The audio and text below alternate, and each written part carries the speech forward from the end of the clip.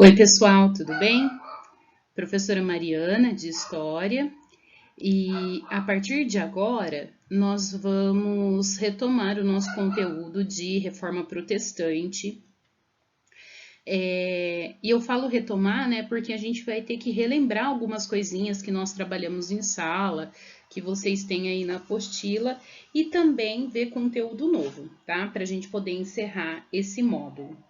Para situar vocês, nós estamos no módulo 2, Reforma Protestante, página 16 da apostila, ok? Então vamos lá. Pessoal, a Reforma Protestante, ela é fruto de algumas mudanças que aconteceram, né, a partir do século XV, a partir do século XVI, e essas mudanças, elas estão relacionadas com a formação dos países, né, que aqui eu coloquei para vocês com o nome de monarquias nacionais, tá? Então, a formação desses países, as grandes navegações, né, que é um conteúdo que a gente vai ver daqui a pouco, a acumulação de metal, de ouro, de prata, e o pensamento humanista, né, aquele pensamento renascentista, que vocês já viram comigo bastante, inclusive, né? De que agora o homem é a medida de todas as coisas, né? Quer dizer, agora nós vivemos no antropocentrismo e o homem ele vai começar a questionar, esse homem ele vai querer aí algumas mudanças, tá bom? A primeira pessoa que vai questionar a estrutura, que vai questionar principalmente a religião, vai ser o Erasmo de Roterdã e vai ser baseado aqui nesse pensamento humanista, ok? Então, esses precursores, quer dizer, essas primeiras pessoas que vão começar a questionar principalmente a Igreja Católica, tá? Vai ser um filósofo, tá? Chamado aí Erasmo de Roterdã. E o Erasmo de Roterdã, ele vai publicar, perdão, um livro chamado Elogio da Loucura. E nesse livro, o Erasmo de Roterdã, ele vai criticar, né, algumas características da Igreja Católica, tá bom? Por exemplo, ele vai criticar o excesso de venda do perdão, ele vai questionar também o fato da religião, da fé, ser vista como algo que pode ser vendido, que pode ser comprado. Ele vai criticar também o fato de que a Igreja Católica condena o comércio, né? Condena o lucro, mas vive, né, vendendo o perdão, vende objetos religiosos, tá? Então, o Erasmo de Roterdã vai ser aquele que vai dar o pontapé inicial nessas características, tá bom? E aí vem um monge, né, um monge alemão chamado Martinho Lutero, e o Martinho Lutero, ele começa a questionar o fato da Igreja Católica vender o perdão, tá? E quem vendia o perdão era o Papa do período chamado Leão X, tá? Esse perdão, ele vai ser chamado de indulgência, tá? É um sinônimo para a palavra perdão. Então, o Martinho Lutero, ele acreditava que, na verdade, a salvação das pessoas, né? E aqui salvação, a gente tem que pensar assim, ó, puxa, como que eu vou para o céu? Como que eu vou garantir que a minha alma vai para o céu, né? Então, o Martinho Lutero, ele fala que esse perdão, essa ida para o céu, não pode ser comprada. Quer dizer, você não vai poder comprar um terreninho lá no céu, tá bom? Essa salvação da alma tem que ser através da fé. E o Martinho Lutero, né, toda a história dele, né, essa oposição que ele faz à Igreja Católica, vocês vão encontrar na página 17 da apostila, no texto que fala Martinho Lutero e a Reforma Protestante, tá bom? Depois dessa aula é bom vocês retomarem esse texto, grifarem as informações mais importantes, tá bom? Que vai ser interessante. Aí o Martinho Lutero, então, ele vai publicar, né? Ele vai fazer uma lista, né, daquilo que ele não concorda dentro da Igreja Católica, e ele vai dar o nome de 95 teses, né? Então são 95 pontos que ele não concorda dentro da Igreja Católica. Inclusive lá na página 18 tem algumas dessas teses do Martinho Lutero. E a partir desse momento, o Martinho Lutero ele vai começar a ser perseguido pelo rei, né? Aqui eu tô falando da Alemanha. Ele vai ser perseguido pelo rei, ele vai ser perseguido pelo Papa e ele vai encontrar abrigo, ele vai encontrar refúgio no castelo de um nobre chamado Frederico da Saxônia. Enquanto ele está ali escondido no castelo do Frederico, ele vai fazer a tradução da Bíblia, tá? A Bíblia, gente, era um livro que era publicado em latim. Então, somente quem era da Igreja Católica conseguia ler a Bíblia e entender. E a maneira como essa pessoa entendia é como era passado para a população. Então, quando Frederico da Saxônia ele traduz a Bíblia para o alemão, ele dá a capacidade, é claro, de quem sabe ler e escrever, de fazer a leitura desse texto e fazer a sua interpretação. Gente, na sala, essa tradução da Bíblia, eu dei o exemplo do livro, né? Lembra lá que a Pro falou? Do livro do morango, né? O meu filho não sabia ler, aliás, não sabe ler ainda. E quando ele quer ler um texto, né, um livro que eu não gosto muito, eu passo a minha visão a respeito daquele livro, tá bom? E aí, pessoal, tudo o que o Lutero fez, né, no castelo do Frederico da Saxônia, essa perseguição, ele vai usar tudo isso para poder escolher quais seriam as características dessa nova religião, tá? E aí, nessas características da nova religião, ele vai perceber que alguns nobres, tá? E aqui entra esse último item aqui, alguns nobres alemães, eles vão usar o luteranismo, eles vão usar essa nova religião para poder controlar a população, tá? Não é algo novo, tá bom, gente? A Igreja Católica também fazia isso, né? Para controlar a população, eles usavam da religião. Ah, você não pode fazer isso porque senão você vai para o inferno, né? Ou você tem que fazer isso para você garantir o seu lugar no céu, tá? Então, esse controle da população não é novidade, tá? Já era feito. Pessoal, aí nós temos as características, né, da religião luterana, tá bom? E uma das características da religião luterana é a salvação da alma, tá? A salvação da alma agora vai ser pela fé. Então, eu não preciso comprar a salvação, né? Eu não preciso comprar o terreninho no céu. Eu preciso acreditar, tá? Eu preciso ter fé. É assim que a minha alma vai ser salva.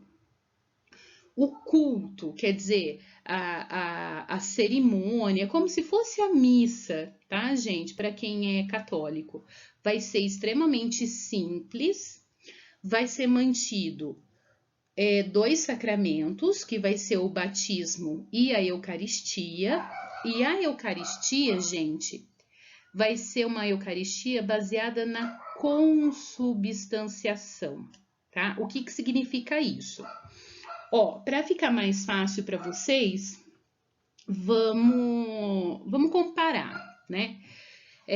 Então, quem é católico, né, e vai à missa, sabe que tem uma partezinha da cerimônia da missa em que o padre, né, ele vai fazer a transformação do pão e do vinho em corpo e sangue de Jesus Cristo, tá?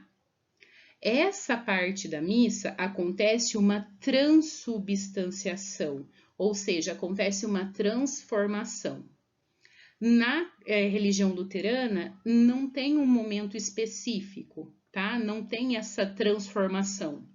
Desde que o culto começa, já existe a presença de Jesus Cristo ali, tá? Não precisa ter um pãozinho, não precisa ter uma hóstia, ok?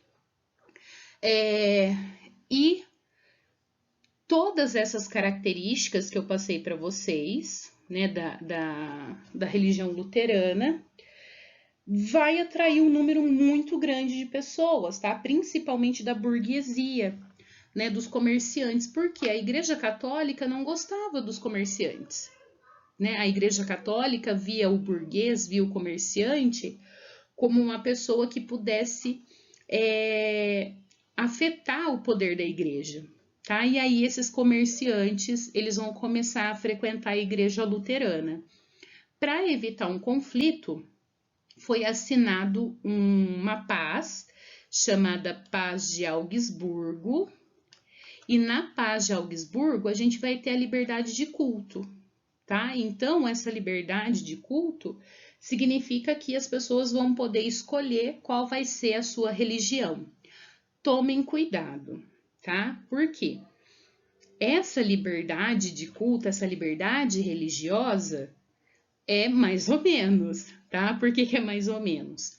Segundo a Paz de Augsburgo, a população só pode escolher a religião que o seu rei estiver praticando, tá? Vou dar um exemplo. Se eu tenho um rei que é católico, todo mundo vai ter que ser católico, tá? Não vai poder ter outra religião. Se eu tenho um rei que ele vai ser luterano, todo mundo vai ter que ser luterano, tá? Então é uma liberdade, mas não é tão livre assim, tá? Eu vou ter que praticar a religião do meu governante, do meu rei. Mas aí tudo isso, né, que eu falei para vocês do luteranismo, né, dessas características, um teólogo, tá, chamado Calvino, e aí nós já vamos lá para a página 18 da apostila, né, onde está o calvinismo. O Calvino, ele vai pegar essas características do Lutero, ele vai ter contato com o que o Lutero escreve, tá? E principalmente, ele pega a característica da livre interpretação da Bíblia, tá? Que, como eu falei para vocês, se a Bíblia está escrita na língua que eu falo, que eu entendo, que eu sei ler, eu posso, né, interpretar o texto bíblico, né? Fica fácil. Então, ele vai pegar tudo isso, vai fazer uma reforma religiosa, ele vai criar uma nova religião, e essa nova religião do Calvino vai começar lá na Suíça, né? E da Suíça vai se espalhar para outras partes da Europa, tá? E principalmente a burguesia, gente, ó, os comerciantes, eles vão adotar o calvinismo, porque no calvinismo, para você ter a alma salva, você tem que ser um predestinado, tá? Por isso que a salvação se dá pela predestinação. Ou seja, eu já vou nascer com o meu destino pronto, quer dizer, eu já vou nascer sabendo se eu vou para o céu ou para o inferno. E para saber quem tem a marca da predestinação, o Calvino, ele fala que o ideal, né, é que a pessoa saiba acumular, tá? Então, toda vez que aparecer predestinação, eu tenho que lembrar da palavra lucro, tá? Então, toda vez que aparecer a palavra predestinação, eu tenho que lembrar da palavra lucro, ok? Se eu sei lucrar, se eu sei acumular, eu vou para o céu.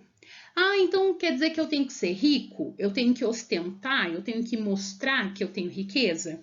Não é isso, tá? Até porque, para o Calvino, para você ser um predestinado, você não pode esbanjar esse dinheiro, tá? Você não pode ter vício. Porque o dinheiro que você usa financiando o seu vício, o dinheiro que você usa esbanjando, você está perdendo, né? Porque você poderia fazer esse dinheiro lucrar, tá? Um exemplo para vocês. Eu tenho um pequeno vício em chocolate.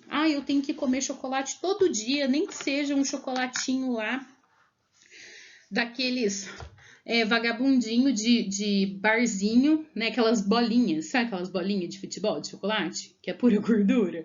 Então, tem que comer pelo menos um negocinho daquele depois do almoço. Gente, se você colocar no final de um mês tudo que você gasta, nem que seja 50 centavos por dia em chocolate, dá uma grana, dá um dinheiro suficiente que você tá deixando de investir para lucrar, tá? Então, por isso que não é só uma pessoa rica ou uma pessoa que mostra essa riqueza, tá bom? Essa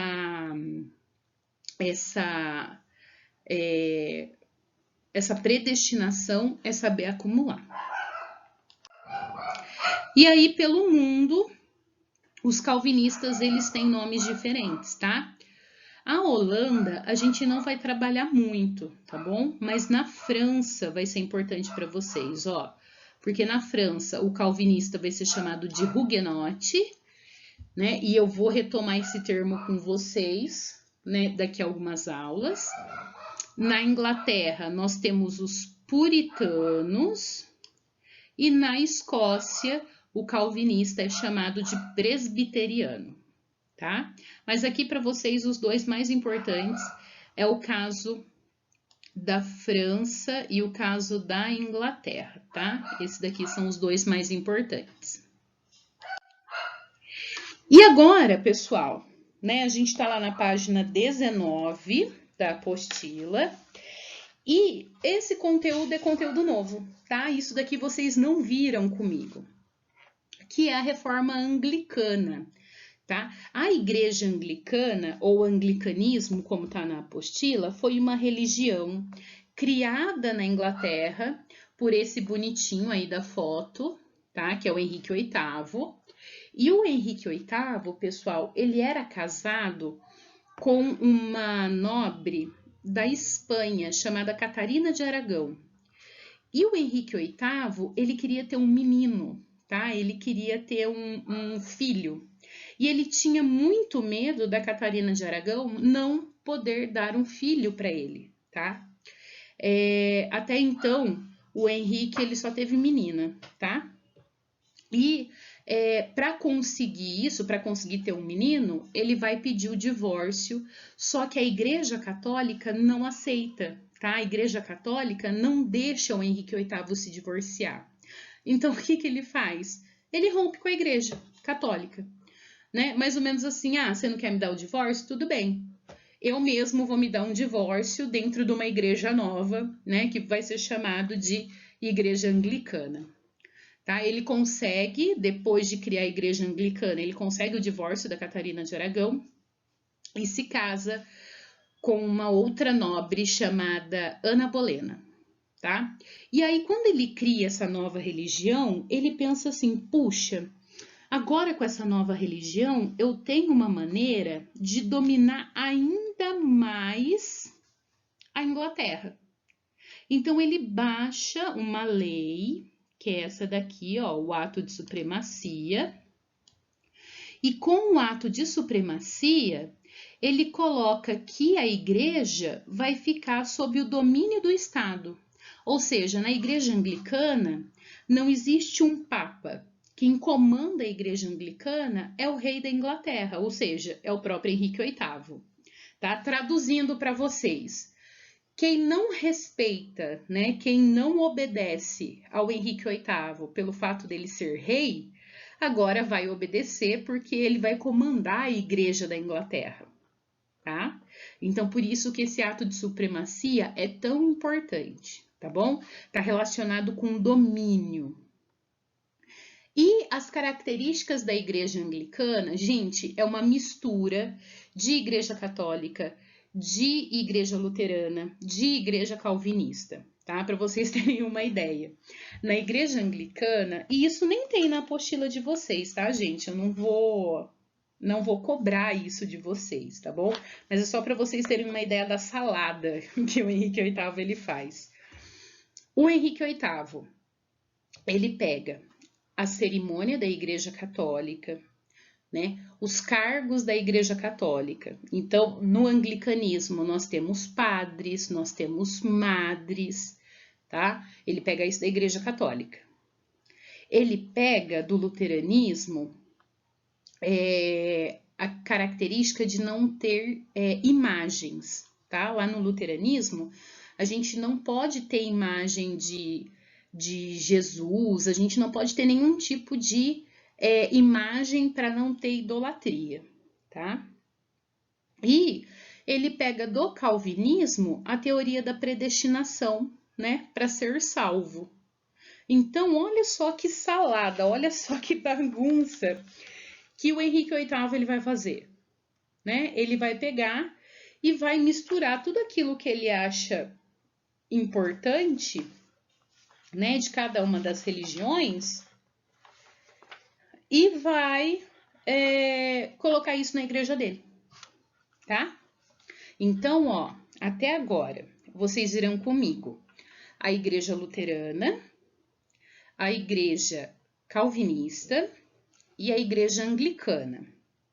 Gente, de todas essas religiões, de todas essas novas religiões, vocês vão ter que saber muito bem como é a salvação da alma, tá? Então, ó, vamos recapitular aí. Na igreja luterana, a salvação é pela fé. Na igreja calvinista e na igreja anglicana, é pela predestinação. E na igreja católica, a salvação se dava pelas boas obras ou pela compra de indulgência, tá? Pela compra do perdão, ok? Pessoal, eu vou ficar por aqui e na nossa próxima aula eu vou terminar esse módulo com vocês falando sobre a reação da Igreja Católica, ok? Até mais, muito obrigada.